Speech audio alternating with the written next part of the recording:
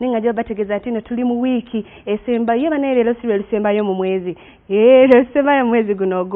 ogokusatu tugenda mu gwakuna kakati mikwano jo bategeza ati no rachi business yeto jongeramu ebirungo banji muri wakati mnafuna na mirimu naye mutudde notula nolinda omwezi gutambule olinda n'omulala gujjo olinda bakuyite buyisi kale gwe yakatandika business yagitandika oba nawe atannaba kutandika inkuzigiridde ekyama woba oyagala abantu bettanire nnyo ebintu byokola bettanire nnyo business yo baberenga ewuwo bakasitoma tebaggwawo business yo gyongeremu ebirungo bitya kale nja okulagayo ka video kano ono ye agula scrap naye yagenda ku TikTok najja effects esinga okukola effects kijomanyi ku TikTok ezitambula essaawa zino nasiteka mu scrap nandika boogeredde kubanga azimanyi okubwogera ngono yagamba kate ebikuubi yenje nkukunyi muniera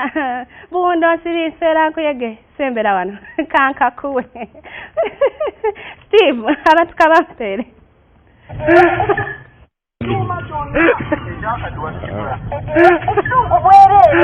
asazzeko kati atandise owakikulaku atusereta gwolina ningolenya ebyuma byonna ebyakadde watugula wulira saatula enkadde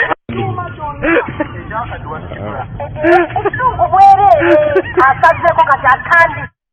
ekiri mu nsi munnange kyo kyekyo kati nja okutegeeza nti no gwe nayina omulimu gwonna toddawo mukwebuuza ngenda kukola ntya bakasitoma mbaleese ntya tambula n'omulembe ennaku zino abantu bayiga opostinga ebintu byabwe ku social media n'obisanga ku Facebook n'obisanga ku Instagram banaye babikukuba mu maaso ne wooba toyagala yensonga lwaki tumaliriza tubawagidde kakati tambula n'omulembe oba nga kizindalo ng'ekyo osobola okiteekako ku byokola n'okiteekawo ne kyogerera ebintu by'otunda abantu ne babimanya nze nkuzigiridde gattamu effects either za TikTok oba zojja wonna wojje obeere nga toobiguza abantu nkolamu bwe nti kampumulemu nkole ku ssente z'abakama bange nkomewo When take my dear love.